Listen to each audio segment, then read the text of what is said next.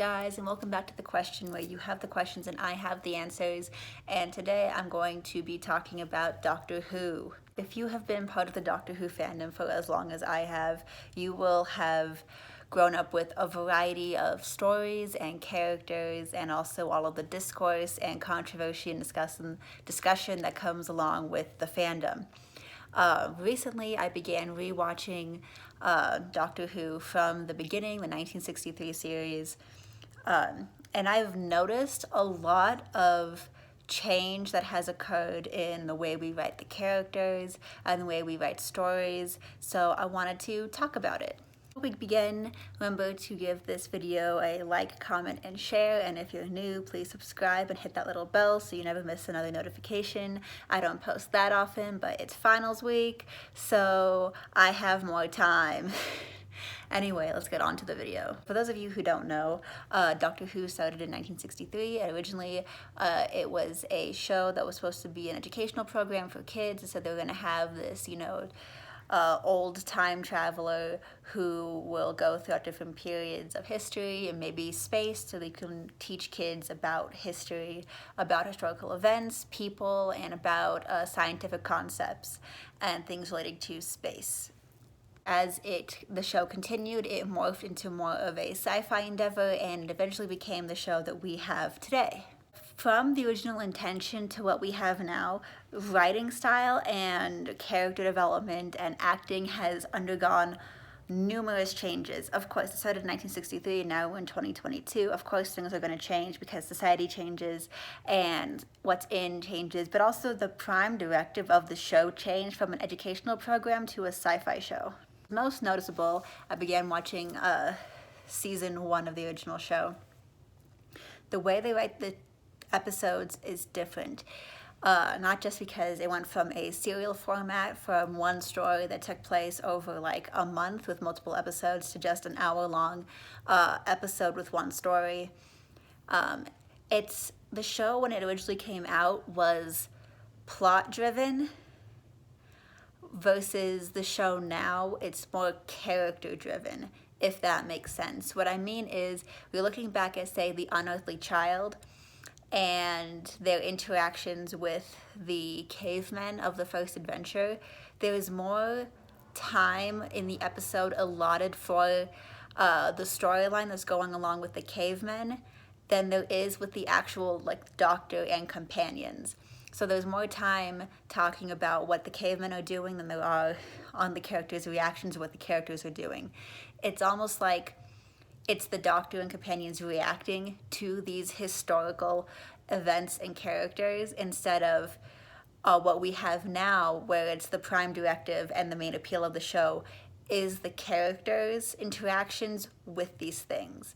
So back then it was, oh, here are cavemen, and look, there's this old time traveler and some really confused humans, and how are they going to react to it? And now it's, okay, what's the doctor's next adventure? Oh, they're in this time period? That's crazy. How are they going to react to this alien visiting them?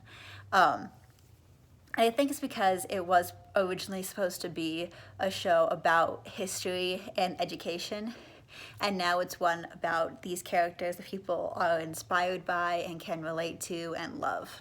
I don't necessarily prefer one format over the other. I think they're both very interesting. They both have their pros and cons. For example, I don't really care what the cavemen are doing or who becomes the caveman's leader. I just really want to see William Hartnell on screen more, because I feel like his doctor and his acting as the first doctor is incredibly underrated, and that we should have more of it early on. But also, with at least Jodie Whittaker, I want more exposition about what's happening in the time period that she's joining, because I feel like, at least with Chibnall, he moves really quickly through plot lines, and I don't actually understand what's going on outside the doctor being there and, doing her thing. So I feel like there's a nice balance, and I feel like writers like Russell T Davies and Stephen Moffat had found that balance, but now we've lost it again. Another difference I noticed was character writing. I don't mean the different types of companions, though there are incredible series and analysis on Instagram that talk about the different ways that companions were written in relation to each other and how it reflected like the things that were going on during the time periods, because the first, like the original series spanned from 1963 to like the mid 80s, and then this new series from 2005 onwards. And so what was popular in acting and what was demanded of the fans and what was popular and what was going on has drastically changed, and that influenced how each of the characters were written. But I'm talking mainly about how the Doctor specifically is written, because the Doctor regenerates, and so each Doctor is different, has a different personality, but they all retain something similar from all of their lives because they're still the same character. They've all experienced the same things. But looking at the first Doctor compared to like the modern Doctors is a huge difference in character writing. And it's not necessarily bad, it's just interesting. William Hartnell was, I believe, in his early to mid 60s when he was the first Doctor, and the reason that they started doing Generations is because he was in declining health and the show was so popular. They wanted to keep doing it, but he couldn't do the show anymore. So they made it seem like the Doctor was an alien who could regenerate into different variations of himself. And then they got Patrick Troughton, who was a bit younger, so he could keep doing the show for longer, so they wouldn't have to end the show. That's where we get regeneration from. But something that we don't think about and don't talk about is how the difference in age affects how the character is portrayed and how that fits in overall with the character's like story arc.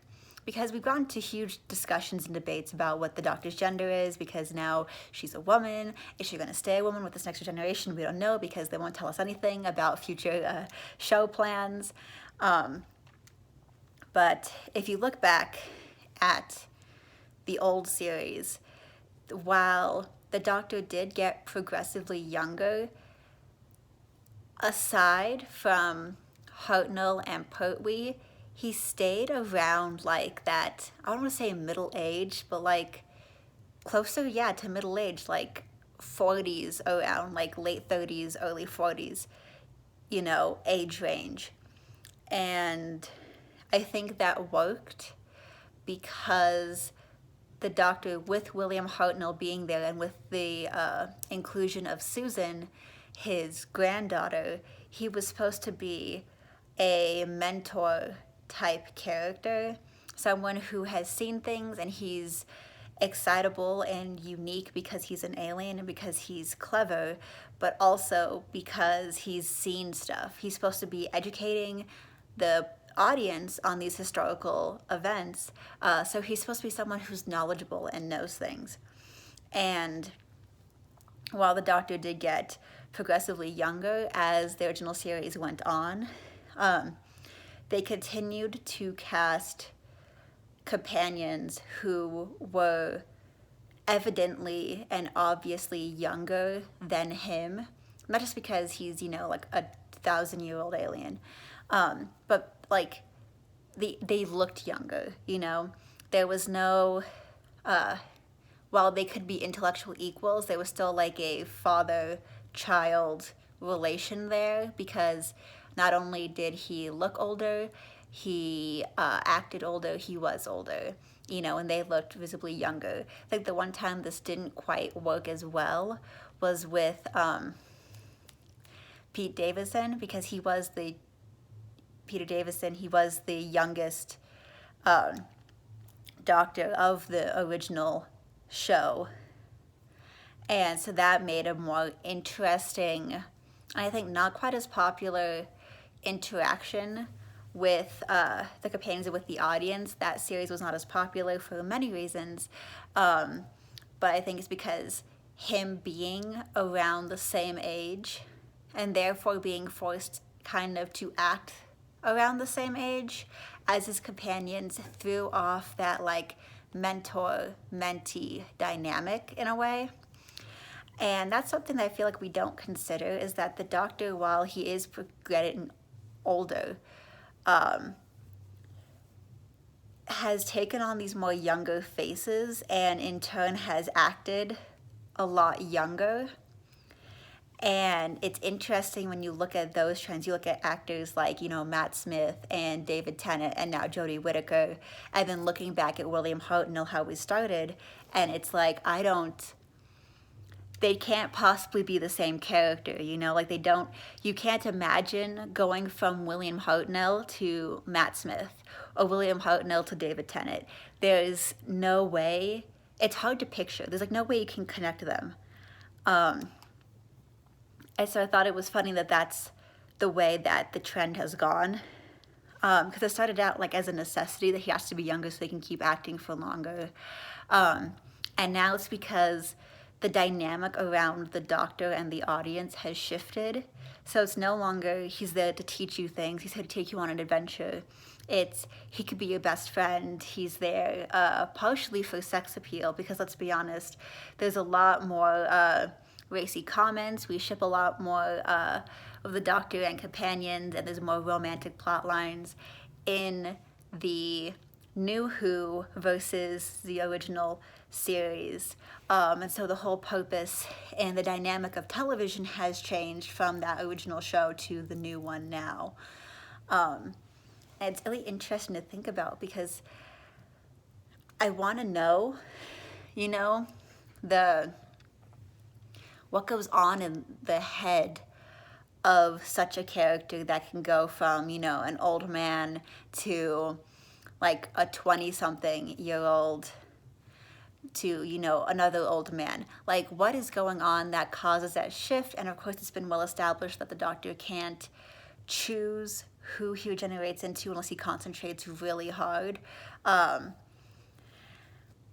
So I feel like it goes along with how he's feeling. So I wonder what necessitates that change. And how does that mindset of the self translate to who he generates into? I know it's just about casting, you know, but like in universe, what prompts it? Because if you look at William Hartnell, Doctor, is very similar to Peter Capaldi, Doctor, and the fact that they're around the same age. They're both in their like early to mid 60s. But they also portray the character very similarly, of like a begrudging old man who doesn't want to be there because he's become jaded against society because of the large events that have happened in his life. And I think going back and watching the classic Who makes me appreciate World Enough in Time, you know, that Christmas special even more, you know, just seeing them, because they are very similar. They act the Doctor very similarly, probably because, once again, they are both older men who have been through it, you know. But then you have the younger Doctor, and it's all the same person, but now he can act more carefree and be more, you know, young in a way. And it's like, what necessitates that change, or how does he change to what he feels? And then, of course, going from Peter Capaldi to Jodie Whittaker, who's going from an old man to a young woman. And it's like, how does that work in the mindset? And that's something that I wish we would kind of explore more. I feel like Doctor Who creates a very interesting and open place for dialogue about gender and age in society, because as we learned from Jodie, when the Doctor changes genders, there's a different socialization. The people are going to treat her differently than they treated, you know, like Matt Smith's Doctor. And it's like, people are going to treat Matt Smith's Doctor differently than they're going to treat, you know, William Hartnell's Doctor. There's a different expectation that comes with how you're presenting. And I feel like there's a big gap in Doctor Who. We could talk about that. But I don't think they're going to. But I feel like we could utilize that to talk about like gender fluidness and like gender identity, and societal expectation, the sociological mindset around age and gender and so on and so forth. Back to what I said though about New Who being more about character interaction and like romantic plot lines. Once again, it's something that I was like really into as a kid, but now that I've gained social awareness and I'm looking back at classic Who compared to new Who, I'm not sure how much I love it anymore, because I know a very popular ship, is Rose and the Doctor and all that stuff, and they were trying to do like some romantic or sexual tension between like Clara and 11, and now with Yaz and 13, and just knowing the Doctor as a character, witnessing through classic Who and all this thing that we know about age and stuff, it's weird. Because the only reason we're okay with it is because we're doing it with younger actors. And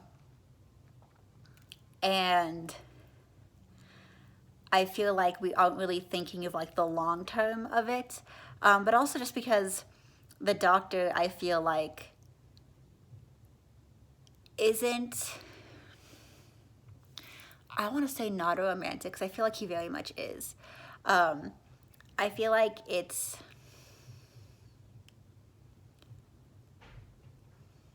something, if he were to fall in love with a human, it would be something that he does in spite of himself, or in spite of herself.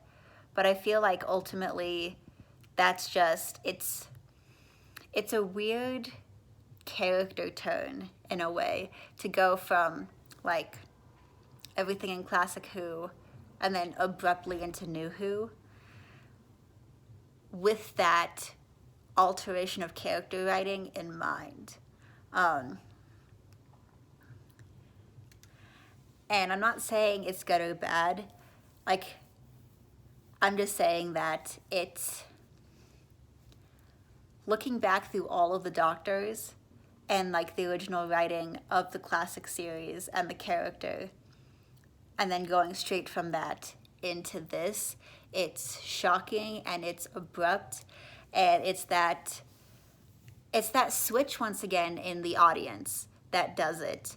Is because back then it was like, oh, this is an adventure, it's for everybody, and there's like a TARDIS family, and even the actors of like the classic series will say that the show is much more of a family affair than the new show is. And I think that dynamic has changed, is that it went from a family show with a broad audience, and to now it's like they know who the audience is and who they're appealing to, and they know that these people are out making fan fiction anyway, so they might as well put romance into it. And I don't think I like it. Like, I like the Doctor and River because there's like, I don't know, there was like an equality there. I guess it's going back and thinking that the Doctor and Rose is weird because these companions are younger women most of the time, because they want to keep that like mentor-mentee format. And so then taking that format and turning it into a romantic plotline feels off when you look at it that way, because so many times it hasn't been, and so the fact that it changed so abruptly, you don't notice it because of the like 10-20 year time gap between the end of classic Who and the beginning of new Who. But like going straight into it, it's jarring, and that's now like the new norm, and it's kind of like the expectation in a way, for the Doctor to form romantic interests with people. Like, it's become a running gag, honestly, especially with like the 10th and 11th Doctor accidentally marrying all these historic figures, and it's become like they've changed the character into someone who can be like flirtatious and sexual, and oftentimes is, especially with Matt Smith's character. I feel like Matt Smith was the youngest actor by far to play the character, and they like ran with that. And it's jarring actually in a way. It's very, you never realize how much that wasn't part of the show until it became part of the show, and now it's been almost normalized. I mean, it's not, because that was a Matt Smith thing, and they haven't done it with like Peter Capaldi or with Jodie Whittaker. And I like that. I think it was really odd for the Doctor to be so overtly sexual. And once again, it gets into that weird character dynamic of I can't possibly see William Hartnell becoming Matt Smith ever, because they're written so differently. And it's like, how do you go from this old man who has seen things to Matt Smith, and then back to the old man who has seen things? You know, I feel like I like things about both the young and the old Doctor, but I kind of feel like the Doctor is more suited, like as a character, as part of the story, to be that older character. I don't mean like always an old white man. I mean like older in any respect, not just in actor, but in the fact that they've seen things. Like there's an underlying sadness and tiredness that I feel like fits the character in any writing. And it offsets that like quirkiness of being an alien really well, instead of being like an energetic young person. And I feel like that's why I really liked Matt Smith's portrayal, is that he was that energetic young person and it connected well with younger audiences. But then as his time went on, he became that darker person, because underneath all of that, even though he is like a 20, 30 something, you know, man, he's still like this ageless Time Lord who has witnessed the ending of time more times than he can count. And so that's why I like Jodie's character, because she's, even though she's young, she carries that like weight of the worlds and the weight of her past on her. And so I hope that we continue to see and explore Jo Martin's character, because there's a different kind of weight there. And I hope that they cast a slightly older actor or actress, because one, it discourages more like Doctor Companion romance, which I feel like we've had enough of at this point. Like, we did it. It was a fan success. We tried it. It was weird. We're doing it again for whatever reason. But there's really, it doesn't create a healthy dynamic, I feel, between companions and the Doctor, if that makes sense. I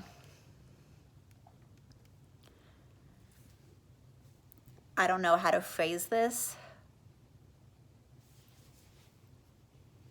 but it's like, I don't know, it's like there's a commodify thing about it, you know?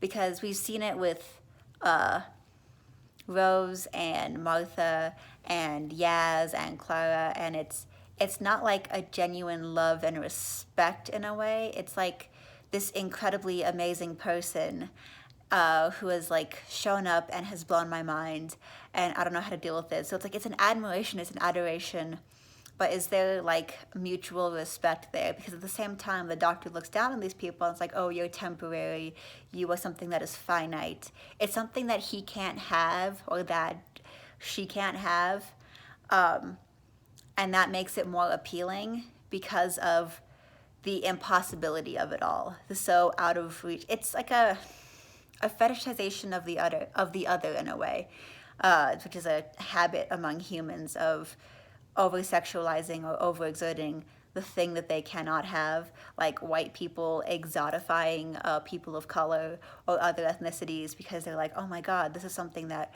we don't have. So we have to have it, and we have to appreciate it in a way that's like overtly sexual. Or like if you were to watch Don't Look Up, this rich lady find it so like amusing and fascinating that this man is poor. You know, it's something that they can't fathom, they can't wrap their head around, and they just have to have all of it because they feel a need to understand it on like an intimate level. But they portray that through a kind of sexualization. And I feel like it's because of that that companion doctor relationships are weird. Especially when you go from like the mentor-mentee to the significant other. Like that's, I feel like we need to set boundaries on that and figure out like what as a fandom or what as a writer is okay in that respect, because there's too much inconsistency in a way. And I get that like you fall for who you fall for, but I don't know. I feel like it's something that's nice on the surface, but if you look too into it, which honestly anything I analyze is me looking into it, it gets a little bit weird. So yeah. I wanted to say, if you want to agree with me or argue with me in the comments, be my guest. I love to hear everybody's opinions. You guys don't comment nearly enough. If there's something else you want me to analyze or talk about, it could be about any form of media, it could be about philosophy, politics, history, any of the things. Please comment below. So that being said, so long. Thanks for all the fish. Be excellent to each other. And party on, dudes.